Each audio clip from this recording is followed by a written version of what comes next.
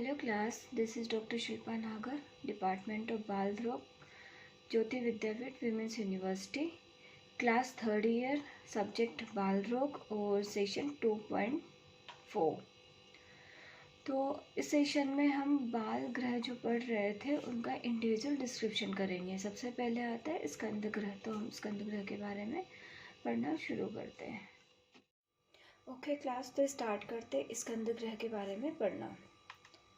स्कंद ग्रह के बारे में हम क्या क्या पढ़ेंगे, जितने भी सारे ग्रह दिए गए हैं उनके हम सबसे पहले किन किन आचार्यों ने वर्णन किया है, क्या क्या साइन सिम्टम्स बताया, उनके अरिष्ट लक्षण क्या बताए हैं, उनको मॉडर्न में कैसे कोरिलेट करते हैं, हम किन व्याधियों से कोरिलेट कर सकते हैं और मॉडर्न में जिन व्याधियों से कोरिलेट किया है उनका डिटेल डिस्क्रिप्शन हम इसमें पढ़ेंगे, इसमें कवर करने वाला है। तो स्कंद ग्रह जो बताया है सुश्रुत ने बताया, वाग्भट ने बताया, योग रत्नाकर ने बताया और काश्यप ने भी स्कंद ग्रह के अरिष्ट लक्षण बताए।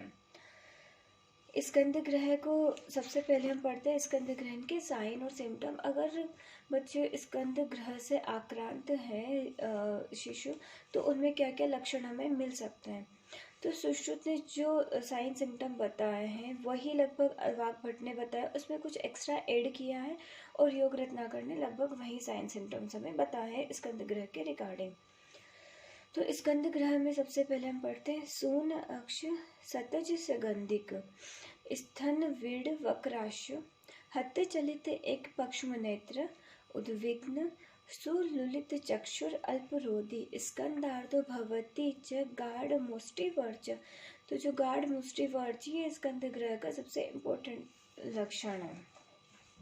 तो स्कंद ग्रह से पीड़ित बालक, अगर कोई बच्चा स्कंद ग्रह से पीड़ित होता है, स्कंद ग्रह उसमें आविष्ट होता है, तो सबसे पहले जो सिम्टम आएगा वो आएगा सून अक्ष, यानी कि उसके नेत्र होंगे वो शोथयुक्त होंगे। सत्यज सगंधिक, हमने पढ़ा था हर ग्रह की अलग अलग गंध होती है, शरीर से अलग अलग गंध आती है बालक के, तो शरीर से रुधिर गंध आएगी यानी कि शतज गंध आएगी। स्तनवीड, स्तन से द्वेष करेगा।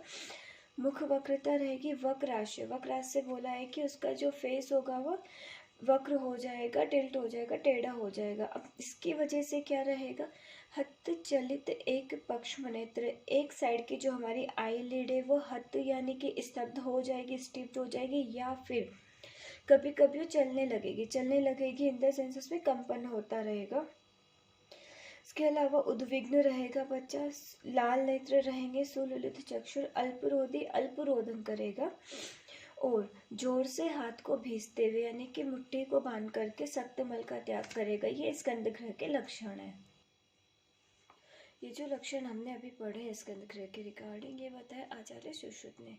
इसके अलावा अष्टांग हृदय आचार्य वाग्भट जो स्कंद ग्रह के अलग से लक्षण बताते, उसमें आता है तत्र एक नयन स्त्रावी सिरो विक्षिपते मुंह, यानी कि जो बालक है स्कंद ग्रह से जो आक्रांत हुआ है उसके नेत्र से बार बार स्त्राव होगा और बार बार सिर का विक्षेपण होगा, सिर हिलता रहेगा, उसको संभाल नहीं पाएगा। बाकी वही पुराने जो सुश्रुत ने लक्षण बताए वैसे लक्षण बताए कि हत एक पक्ष, सुश्रुत ने बताया था कि वक्राशय हत चलित एक पक्ष नेत्र होगा, जबकि यहाँ जो पक्ष फेशियल इन्वॉल्वमेंट भी था सुश्रुत में, यहाँ इन्होंने बताया कि हत एक पक्ष यानी कि बॉडी का पूरा एक पक्ष है वह हत हो जाएगा, स्टिफ हो जाएगा।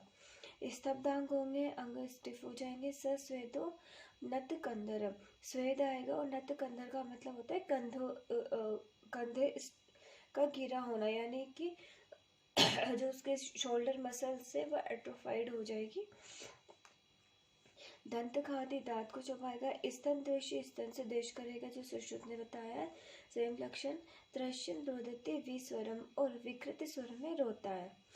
उसके अलावा अगर फेशियल इन्वॉल्वमेंट हुआ है तो वक्री जो फेस है वो वक्र हो जाएगा। वमन लाला, सलाइवेशन होगा ज़्यादा और उसको सलाइवा ही ज़्यादा वॉमिट करेगा सलाइवा की। भ्रशम ऊर्ध्वम निरीक्षते, और ऊपर की ओर देखता रहेगा। जो गंध बताई है अष्टांग ने वो बताई है वशा अस्त्र गंधीर उद्विग्न। सुश्रुत ने हमने पढ़ा था कि शतज सगंधिक होता है, उन्हें रक्तगंधी होता है। वाग्भट बोलता है कि रक्तगंधी के साथ साथ वसागंधी भी होता है। उद्विग्न होता है। बद्ध मुष्टि शक्रत शिशु यानी कि मुट्ठी बांधे हुए वो मल का त्याग करता है, सख्त मल का त्याग करता है, इसलिए उसे मुट्ठी बांधे हुए मल का त्याग करता है। चलित एक अक्षी गंड भ्रू, इसमें लिखा है कि एक अक्षी यानी कि एक साइड की जो हमारा फेस का इन्वॉल्वमेंट है, एक आँख, गंड यानी कि गाल, भ्रू हिलाता रहता है, दोनों नेत्र सुर्ख हो जाते हैं यानी कि लाल हो जाते हैं। ओके, रक्तम उभय लोचने लिखा है, दोनों नेत्र सुर्ख हो जाते हैं। स्कंदार्थस्तेन वैकल्य मरणम व भवेद ध्रुव, ऐसे ये लक्षण अगर हमें मिल रहे हैं तो इससे शिशु को स्कंद ग्रह से पीड़ित समझना चाहिए। इसमें किसी न किसी अंग में विरूपता या मृत्यु निश्चित होती है, यानी कि वैकल्यम या मरणम लिखा है। हमने प्रोग्नोसिस पढ़ा था ग्रह का, तो ग्रह के प्रोग्नोसिस में लिखा था क्या, तो विकलता परमानेंट रेजिडुअल रह जाती है या फिर वो मर जाता है। वैसे ही लक्षण योग रत्नाकर ने बताया कि एक नेत्र का इन्वॉल्वमेंट होगा, गात्र का एक नेत्र और एक हाफ साइड की जो भी गात्र है हमारा उसका इन्वॉल्वमेंट होगा, और एक नेत्र से स्राव होगा, स्पंदन कंपन हो सकता है। वही जो सुश्रुत अष्टांग ने बताया, सेम लक्षण योग रत्नाकर भी बताता है कि ऊर्ध्व दृष्टि निरीक्षित यानी ऊपर की ओर दृष्टि रहती है, हमेशा ऊपर देखता रहता है, वक्र हास्य और रक्त संबंधित रहेगा। दान खादती, दांत से खाता रहता है, काटता रहता है, डरा हुआ रहता है, इस तरह की इच्छा नहीं करता। स्कंद ग्रह ग्रहिताम रोदनम च अल्पमेव च, और ऐसा लिखा है स्पेसिफिक कि जो स्कंद ग्रह से ग्रहित बालक होता है वह अल्परोधी होता है। ये बताती है साइन और सिम्टम आचार्य ने स्कंद ग्रह से आक्रांत बालक के। साइन सिम्टम जो भी लक्षण बताए स्कंद ग्रह से आक्रांत बालक के, तो हमें डायग्नोसिस करने में हेल्प होते हैं। जो भी उसकी साइन सिम्टम मिल रहे हैं हमें, उसका बिहेवियर जो चेंज मिल रहा है, बॉडी में क्या क्या चेंजेस मिल रहे हैं, उसे गंध किस तरीके से आ रही है, मल की प्रवृत्ति कैसी है, शोथ किस बॉडी पार्ट में हो रहा है, तो इससे हम पता लगा सकते हैं कि स्कंद ग्रह से आक्रांत हुआ है बच्चा। हम पढ़ेंगे आचार्य काश्यप ने स्कंद ग्रह से रिलेटेड अरिष्ट लक्षणों का ही वर्णन किया है। तो काश्यप जी क्या बोलते, गंधवान पुष्पाणि वासांसि या रक्तानि निषेवते यथा स्वप्ने शिशुर्वा अपि तथा स्कंद ग्रहाद भवम। तो आचार्य काश्यप बोलते हैं औषध भेषजी इंद्रिय अध्याय में जो अरिष्ट लक्षण बताए हैं वो माता से रिलेटेड भी हो सकते हैं और शिशु से रिलेटेड भी हो सकते हैं। जब माता या शिशु स्वप्न में गंध वाले पदार्थ जैसे कि लाल रंग के पुष्प वस्त्र को धारण करते हैं, या फिर स्वप्न में मयूर, कुक्कुट, बस्त, मेष इन पे सवार होते हैं, या रक्त अर्चित सहृतवा तत्रापि स्कंदो भयम, या फिर रक्त चंदन द्वारा उसके शरीर की पूजा करते हैं, तो यह बालक स्वप्न में घंटा, पताका इत्यादि को विध्वस्त हुआ देखता है, या फिर सैया को रक्त में मिला हुआ देखता है। शयनम शोणिताक्तम वा तत्रापि स्कंद तो भयम, तो इस अवस्था में स्कंद ग्रह का भय समझना चाहिए। तो जो भी अरिष्ट लक्षण बताए ये स्वप्न में बताए गए हैं, या तो माता के स्वप्न में लक्षण आएंगे या फिर शिशु के स्वप्न में ऐसे लक्षण आ रहे हैं जो स्कंद ग्रह के अरिष्ट लक्षणों को बता रहे हैं।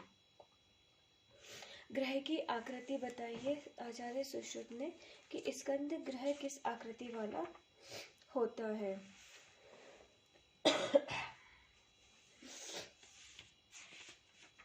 तो स्कंद ग्रह की आकृति के रेस्पेक्ट में कहा है सुश्रुत ने कि जो स्कंद ग्रह होता है ना वो ग्रह के सेनापति और देवताओं का सेनापति होता है पहले तो, ठीक है। उसके लिए इन्होंने बोला है कि जो तपचर्या यानी कि तपसाम, तेजसाम च एवं यशसाम वपुषा तथा जो तपस्या, दिव्य तेज, यश, स्वस्थ शरीर के निधान है, ये अविनाशी ग्रह होता है स्कंद ग्रह। ओके, ग्रह सेनापति होता है, देवताओं की सेना का पति होता है स्कंद ग्रह।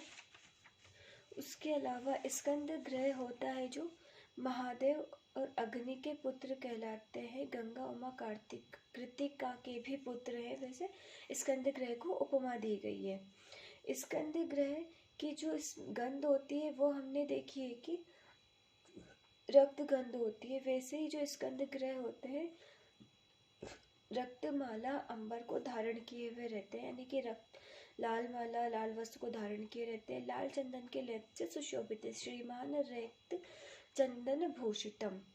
और रक्त दिव्य वपुर देव, यानी कि लाल दिव्य शरीरधारी, इनका शरीर भी लाल ही होता है। पातुम त्वा क्रोंच सूदनम, क्रोंच पर्वत का नाश करने वाले, ऐसे स्कंद ग्रह को बोला गया है। यानी कि गंध भी रक्त से रिलेटेड है, इनको जो भी पसंद चीज़ें, रक्त माल्याएं, रक्त अंबर, रक्त कपड़े हो गए, रक्त चंदन से भूषित हो गए, रक्त शरीर वाले, ये सारा का सारा स्कंद ग्रह से रिलेटेड होता है। और एक क्रोंच सूदन, यानी कि क्रोंच नामक पर्वत का नाश करने वाला स्कंद ग्रह को बोला है। स्कंद ग्रह के जो भी साइन सिम्टम हमें मिले हैं, क्या क्या लक्षण मिलते हैं, उसका मॉडर्न में किन डिजीज से को रिलेशन कर सकते हैं, उनके बारे में बताया गया है। जैसे कि हमने पढ़ा है कि एक नेत्र का हत हो जाना, या फिर चलित होना, स्टिफ्ड हो जाना, या फिर उसका बार बार कंपन होते रहना, ऊर्ध्व दृष्टि, एक ही जगह देखते रहना, वक्र मुख, फेशियल हो जाना, वक्र हो जाना, यानी कि फालसी हो जाना, या गात्र स्पंदन, गात्र कंपन, ट्रेमर्स होना, लाला इस तरह हमेशा सलाइवेशन होता रहना, ये सारे सिम्टम हमें इंडिकेट करते हैं फेशियल पैरालिसिस को, यानी कि बच्चे को फेशियल पैरालिसिस हो गया है। और इसके अलावा पहले हम इसको रिलेट करते हैं फेशियल पैरालिसिस से, दूसरा हम को रिलेट करते हैं इन्फेंटाइल हेमीप्लेजिया से। इन्फेंटाइल हेमीप्लेजिया से किन लक्षणों के आधार पे हम कोरिलेट करते हैं वो पढ़ेंगे। इसमें पढ़ेंगे कि बार बार शिरोविक्षेप हो रहा है, इसमें ट्रेमर हो रहे हैं, हत एक पक्षता, यानी कि बॉडी का जो एक पक्ष है वो हत हो गया, स्टिफ्ड हो गया है, वीक हो गया है, कोई काम नहीं कर पा रहा है, अंग स्तब्धता हो गया है, जो हत हुआ है वहाँ पे स्टिफनेस मिल रही है हमें ऑर्गन्स की, पूरी बॉडी पार्ट की। या फिर एक नेत्र का इन्वॉल्वमेंट, एक नेत्र के इन्वॉल्वमेंट से मतलब है कि हमारे पूरे हाफ फेस का इन्वॉल्वमेंट हुआ है, गात्र या भ्रू का हिलना आदि लक्षणों को से हम इसे इन्फेंटाइल हेमीप्लेजिया या फिर कुछ पोलियोमाइलाइटिस से भी हम इसको कोरिलेट कर सकते हैं। कुछ सिम्टम्स होते हैं जो कि इसके पोलियो एनसेफेलाइटिस तो माइलाइटिस के समान होते हैं। इसको हम पढ़ेंगे नेक्स्ट लेक्चर में। दूसरा हम इसमें ओनली अगर यही सिम्टम ध्यान रखें कि एक नेत्र का शोफ हो रहा है या उसे स्त्राव हो रहा है, तो हम इससे मान सकते हैं कि यूनिलैटरल एक्सोप्थैलेमस की कंडीशन है। और दूसरा एक और बताया है कि कैवर्नस साइनस थ्रोम्बोसिस के कारण भी जो सिम्टम हमने अभी स्कंद ग्रह आक्रांत बालक में देखे वो हमें आगे मिल सकते हैं कैवर्नस साइनस थ्रोम्बोसिस में। तो ये जो हमने मॉडर्न कोरिलेशन पढ़ा है, इसका डिस्कशन हम आगे नेक्स्ट लेक्चर में करेंगे। Thank you.